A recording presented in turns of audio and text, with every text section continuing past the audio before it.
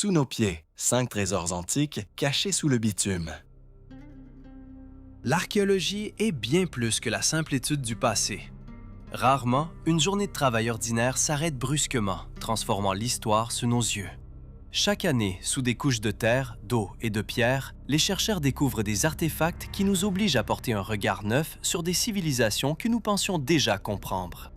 Ce ne sont ni des légendes, ni des conjectures, mais des découvertes officielles, vérifiées par des scientifiques, des musées et des institutions étatiques. Aujourd'hui, nous allons scruter les tombes les plus profondes, descendre sous les rues des métropoles modernes et témoigner de ce qui est resté caché pendant des siècles au fond d'installations englouties. Du garde du corps personnel d'un empereur romain à une mystérieuse cité maya avalée par un lac volcanique. Voici 5 découvertes archéologiques récentes qui ont déjà changé la compréhension scientifique de notre passé. Une fenêtre sur Tenochtitlan. La vie aztèque sous Mexico. Mexique, printemps 2022. Au printemps 2022, au cœur même de la ville moderne de Mexico, lors de travaux de modernisation d'une sous-station électrique sur la rue La Castellana dans le quartier de Moyotlan, des ouvriers sont tombés sur les traces d'un ancien établissement. Sous des couches d'asphalte et de béton se trouvait une partie d'une ville qui existait bien avant l'arrivée des Espagnols, un fragment de la vie quotidienne dans la capitale aztèque. Les travaux sont immédiatement passés sous le contrôle de spécialistes de l'Institut national d'anthropologie et d'histoire, INAH. Les archéologues ont rapidement établi que la trouvaille appartenait à la périphérie de l'ancienne Tenochtitlan, une ville massive qui s'élevait autrefois sur les îles du lac Texcoco et est devenue la fondation de l'actuelle ville de Mexico. Le site excavé était situé à la frontière de 2 districts de la capitale aztèque et représentait non pas un palais de la noblesse, mais un complexe résidentiel de citoyens ordinaires. L'archéologue María de la Luz Escobedo, qui a dirigé les fouilles, a noté que ce sont précisément de telles découvertes qui nous permettent de voir la structure réelle de la société aztèque. Ceux qui vivaient ici n'étaient ni des dirigeants ni des prêtres, mais les gens qui fournissaient à la ville de la nourriture et des produits artisanaux. Les recherches ont montré que l'établissement avait un caractère agricole distinct et jouait un rôle important dans l'approvisionnement de la capitale. La datation a placé les bâtiments dans la période post-classique tardive, entre 1200 et 1519 après Jésus-Christ, les derniers siècles de l'existence de l'Empire aztèque. Sous les sols en adobe des maisons, les archéologues ont découvert des outils agricoles en pierre, des objets pour labourer la terre, ainsi que des vases rituels contenant des restes de nourriture. Ces offrandes pointaient vers la croyance que l'âme du défunt avait besoin de nourriture dans l'au-delà. Parmi les trouvailles figuraient également des objets d'artisanat quotidien, des outils pour la fabrication du sel et le filage. Tout cela témoignait d'une économie complexe et stable intégrée à la vie d'une ville massive. Cette zone n'était pas un camp temporaire, mais un quartier résidentiel à part entière avec un mode de vie clairement organisé. La condition des murs a attiré l'attention particulière des chercheurs. La conquête espagnole ne les a pas totalement détruits. Comme l'a expliqué plus tard le directeur de l'INA Diego Prieto Hernández, les parties supérieures des structures ont été adaptées dès le XVIe siècle, pendant la période coloniale.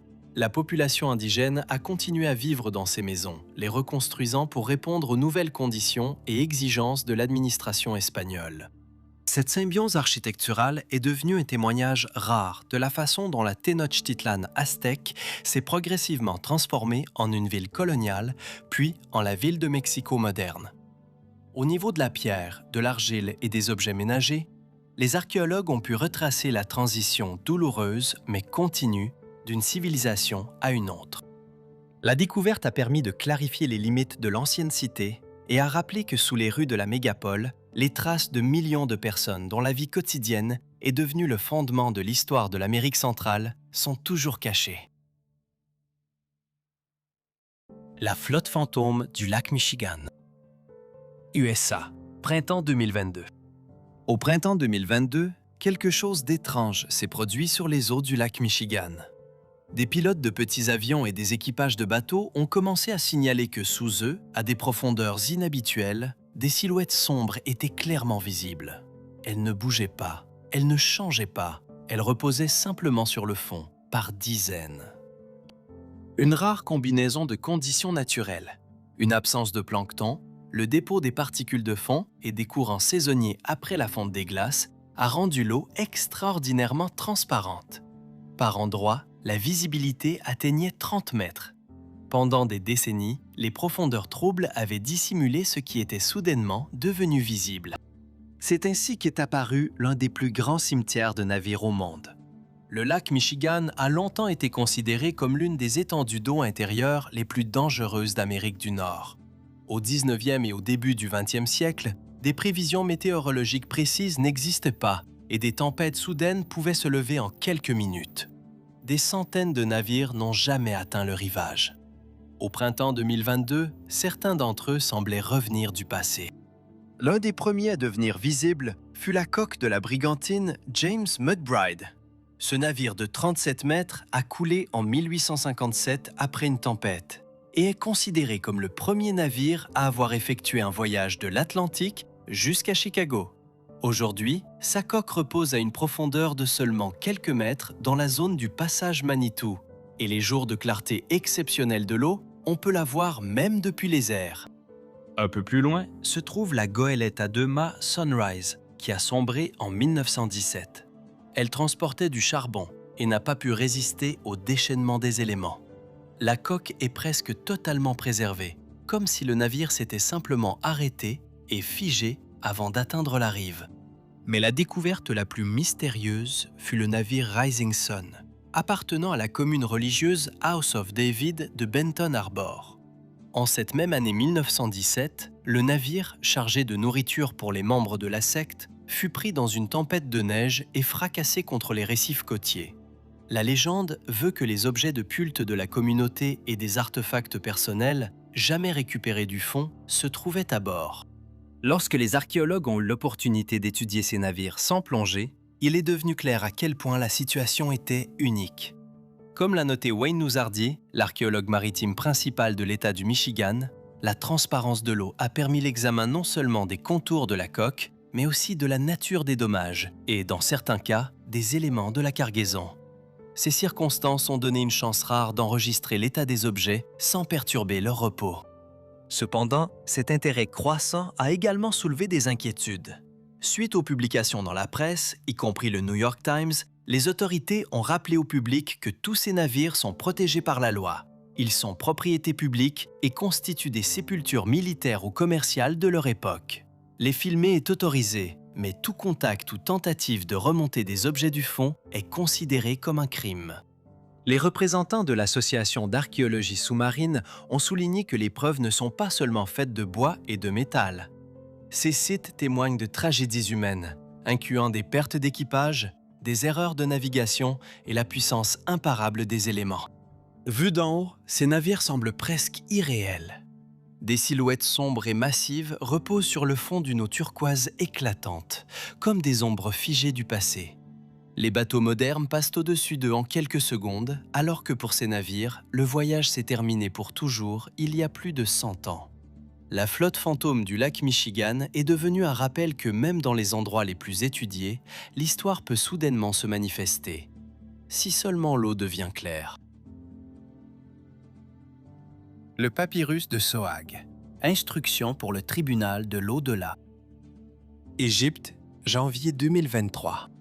En janvier 2023, des archéologues égyptiens ont signalé une découverte dans la zone de la ville de Sohag, située en Haute-Égypte. Les fouilles ont eu lieu sur les terrains d'une ancienne nécropole, qui était utilisée pendant la période du Nouvel Empire et au-delà. La région ne figure pas parmi les centres archéologiques les plus célèbres du pays. Cependant, pendant des siècles, des prêtres, des scribes et des représentants de l'administration locale y ont été enterrés. Lors du dégagement de l'une des sépultures, un sarcophage en bois a été découvert. À l'intérieur se trouvait un rouleau de papyrus de plus de 9 mètres de long, enroulé et placé à côté de la momie. L'analyse primaire a montré que le texte appartient à l'une des versions de ce qu'on appelle le livre des morts. La datation du papyrus est approximativement des 13e à 11e siècles avant Jésus-Christ. Il ne s'agit pas d'un texte canonique unique, mais d'une compilation individuelle de formules funéraires créées pour une personne décédée spécifique. De tels rouleaux étaient commandés à l'avance et reflétaient à la fois les croyances religieuses de l'époque et le statut social du propriétaire. Le texte contient des sorts destinés à protéger l'âme dans l'au-delà, des appels aux divinités du monde souterrain et des instructions liées au passage du jugement d'Osiris. Une attention particulière est accordée à la scène de la pesée du cœur, un moment clé du jugement posthume dans la tradition religieuse égyptienne. Les experts ont jugé la préservation du papyrus exceptionnelle. Le climat sec de la région a permis la conservation du texte hiéroglyphique et des illustrations en couleur. Dans plusieurs scènes, il a été possible de distinguer les noms des dieux et le nom personnel du propriétaire du rouleau, ce qui est relativement rare et augmente considérablement la valeur scientifique de la trouvaille. Selon le ministère égyptien du Tourisme et des Antiquités, de telles découvertes permettent d'affiner la compréhension des pratiques funéraires dans les centres provinciaux de l'Égypte, ainsi que la diffusion des textes religieux en dehors des nécropoles capitales de Thèbes et Memphis. Contrairement aux objets archéologiques perdus à la suite de catastrophes ou de processus naturels, ce papyrus a été créé et placé dans la sépulture consciemment. Ce n'est pas le résultat d'une destruction accidentelle ou d'une négligence, mais il représente un élément d'un rituel funéraire délibéré visant à assurer une existence prospère après la mort. Ainsi, la trouvaille à Sohag n'enregistre pas un moment de tragédie, mais le résultat d'une longue préparation pour celle-ci, un trait caractéristique de l'attitude égyptienne antique envers la mort, comme une transition gérée et régulée. Le sarcophage du protecteur du flanc divin. En Turquie, en mai 2022, dans la ville d'Izmit, site de l'ancienne Nicomédie, une installation routinière de tuyaux d'égout était en cours. À une profondeur de plusieurs mètres, le godet d'une excavatrice a heurté une dalle de pierre massive. À partir de ce moment, le chantier de construction s'est transformé en un site archéologique d'importance mondiale. Lorsque les spécialistes ont dégagé la trouvaille, il est devenu évident qu'ils regardaient le sarcophage intact d'un officier de haut rang. Un homme qui se tenait à proximité immédiate du centre de pouvoir de l'Empire romain. La garde impériale était considérée comme l'unité militaire la plus élitiste. Ces hommes faisaient plus que simplement participer à des campagnes militaires. Ils gardaient les Césars, les accompagnaient dans la vie quotidienne et émergeaient fréquemment comme des figures clés dans les conspirations et les changements de régime. Le sort des empereurs et de dynasties entières dépendait souvent de leur loyauté. L'inscription sur le sarcophage révèle le nom du défunt, Dianpo, ainsi que son titre, Protector Divini Lateris, qui se traduit par « protecteur du flanc divin ». Dans le contexte romain, le mot « divin » se référait directement à l'empereur, qui était vénéré comme un demi-dieu de son vivant. Les protectores domestici, un corps restreint d'adjudants personnels et de gardes, littéralement à portée de main du souverain, portait ce titre. Être un protecteur du flanc signifiait être parmi les rares à qui l'empereur confiait sa vie. Cette trouvaille est extrêmement significative. Il ne s'agit que du 8e sarcophage connu d'une personne de ce rang dans le monde. Des sépultures similaires ont été trouvées précédemment à Rome même, ainsi que dans les actuelles Serbie et Croatie, des régions où se trouvaient les quartiers généraux militaires de l'Empire tardif. Pour la Turquie, cette découverte est le premier cas de ce genre. Plus frappant encore était l'état de la trouvaille. La plupart des sépultures de garde ont été pillées dans l'Antiquité, en raison de la richesse et du statut du défunt. Le sarcophage d'Izmit est resté intact. À l'intérieur, les archéologues ont découvert les os de l'officier, son squelette et un inventaire funéraire, une capsule temporelle extrêmement rare. L'inscription révèle également un côté personnel de cette histoire. Dianpo a vécu 50 ans et a laissé un testament strict. Personne d'autre n'avait le droit d'être enterré là, à l'exception de son fils Severus ou de sa femme. Les recherches ont confirmé que le souhait du garde a été exaucé et la paix de sa famille est restée intacte pendant près de 2000 ans. Pour les archéologues, cette trouvaille a été l'occasion de plonger dans la vie de personnes au sommet même du pouvoir romain qui n'ont laissé presque aucune trace dans la culture matérielle. Ce sarcophage parle non seulement de statuts et de titres, mais aussi des peurs, de la loyauté et de la vie privée de ceux qui se tenaient aux côtés de l'empereur pendant les moments les plus dangereux de l'histoire. L'autel de marbre de Valéria, une tragédie à 2 mètres de profondeur. Italie, mai 2022. Lors d'une modernisation routinière du réseau d'eau dans le quartier romain d'Appio Latino, sur la via Luigi Tosti, des ouvriers sont tombés sur un fragment de marbre blanc dépassant du sol. Les toutes premières minutes de dégagement ont montré qu'il ne s'agissait pas d'une pierre de construction, mais d'un artefact romain antique parfaitement conservé. Les fouilles ont été menées par la Soprintendenza Speciale di Roma. Les archéologues ont mis au jour un autel du IIe siècle après Jésus-Christ, situé à une profondeur de plus de 2 mètres sous le niveau de la route moderne, dans une zone adjacente à l'ancienne Via Latina. L'aristocratie romaine entourait cette route, qui menait vers le sud depuis Rome dans l'Antiquité, de tombes, de mausolées et de villas de campagne. L'archéologue Daniela Porro a noté que l'objet trouvé est un autel funéraire, une ara, fabriquée en marbre de Lunense de haute qualité, extrait dans la région de l'actuel Carrare. La surface de l'autel était décorée de reliefs finement exécutés, des oiseaux picorant des fruits dans des paniers renversés et des guirlandes symbolisant l'abondance, la renaissance et la paix qui, selon les croyances romaines, devaient entourer l'âme du défunt dans l'au-delà. L'épitaphe sur le devant de l'autel disait « Valeria P.F. Leta vixit annis 13 mensibus 7 ». L'inscription signalait que Valeria Leta était décédée à l'âge de seulement 13 ans et 7 mois. La découverte a rapidement attiré l'attention de la presse italienne, y compris la Repubblica et le Corriere della Sera. L'archéologue Angelica Ferri, qui a participé aux travaux, a noté que pendant 19 siècles, l'autel n'avait été ni endommagé ni volé, malgré le développement dense de cette zone de Rome. Selon elle, la sépulture elle-même a probablement été détruite lors de la construction d'immeubles modernes au début du XXe siècle. Mais l'autel a survécu comme un témoin silencieux du chagrin parental. L'absence des cendres de Valeria près de l'autel n'a pas surpris les spécialistes.